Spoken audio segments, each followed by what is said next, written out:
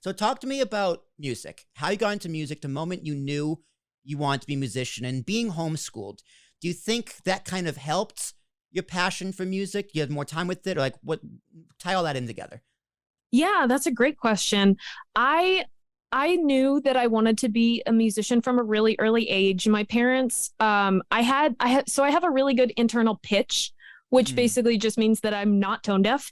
And that happened really early on for me. So my parents had me in voice lessons probably starting from the age of about 4 or 5. And singing was always just kind of this thing that I could do. Like I wouldn't say it was a superpower, but it was just kind of like, oh yeah, I'm a singer. Like I can sing. This is just a thing that I can do. And when I was about 13 years old, I was at a music festival in Southern California called Fish Fest. And I, the Christian music festivals, they always have like the big worship stage, and then they've got the little kid stage. And then there's always like what most festivals will call the edge stage, which they think sounds edgy.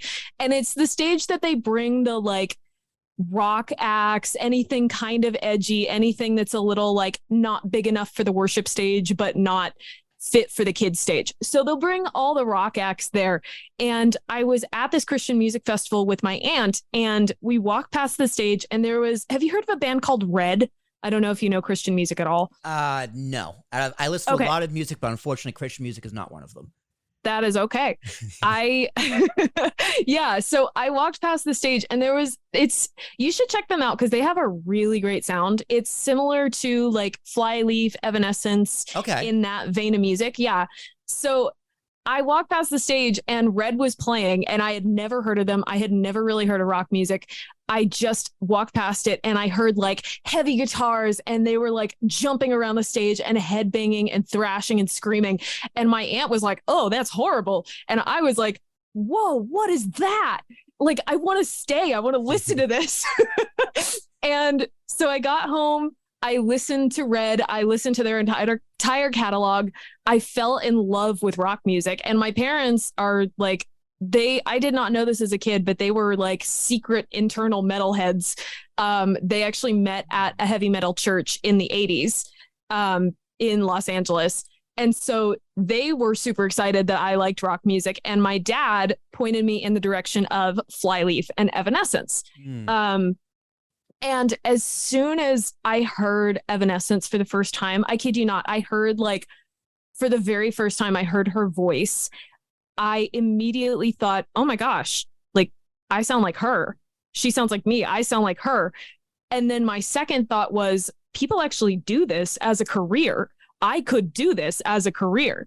And so hearing Evanescence, it became my obsession for many, many years. And I learned like I could probably list like every Evanescence song in their catalog. And then from Evanescence, it branched out, and I started getting into all kinds of different rock music. I started focusing on learning different rock music songs. I was still taking voice lessons, and my current voice teacher at the time, Gina Saputo, she's a jazz singer in Los Angeles. She connected me with a girl who I ended up starting a band with. And then from there, it was just like full send. I started a girl band called the Raveyns, and then we transitioned from starting the Raveyns into starting what then became Moxie and the Influence, which was my original band. And in terms of just like homeschooling and how I had, how much time I had because of that, thanks to that, I honestly did like, I look back at the days that I was just like homeschooled during high school, especially, and doing music at the same time. And now I'm like, oh my gosh, I have so much on my plate. Like I'm working multiple jobs. I'm trying to just have a life as well. And I really took for granted how much time homeschooling gave me to pursue my passion. Cause, while everybody else was in school 8 hours a day, I got to just like do my work in the morning, took like 3 hours. And then I had the rest of the day for rehearsing, for practicing, for taking lessons, for geeking out on rock music. It was great. And so that's really where I got my start. I'm glad you mentioned Evanescence, because while listening to your music and your voice, the first thing I thought of was Evanescence. Yeah. It's just that, I mean, her voice is so like just captivating. It's just crazy how she can just capture an audience with her voice. So I'm glad we're on the same page there. But do you remember, so you started the band called the Raveyns. Just hearing the band name, the Raveyns, it reminds, spoiler alert, I'm a drummer. I played drums for 10 years through middle school, high school, and college. And in middle school, I had a band. It was completed by accident. And we were called the First Class Fears. And the Raveyns was much better. It's a much better name.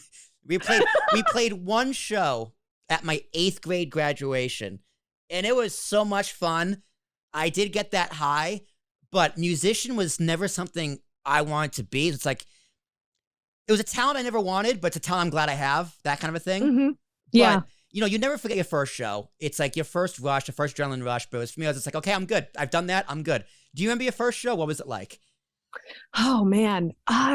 Yes and no. It's hard because my parents, they put me through a whole bunch of talent shows because my mom, they didn't know a lot about music. Like, they loved music, but they also were part of the age where like everybody was making it big on American Idol.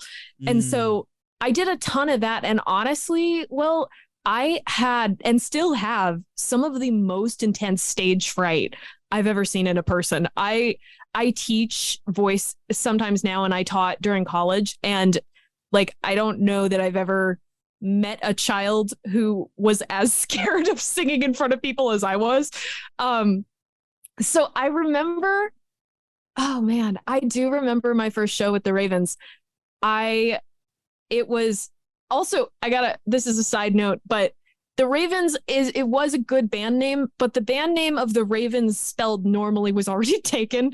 So we spelled ours Raveyn's, which is like the most emo thing I've ever heard. It's very like 2006, 2007 emo. Yeah.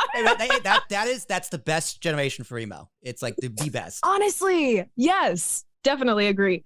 We played a total of 2 shows. We played, and they were both backyard parties that we hosted for Halloween.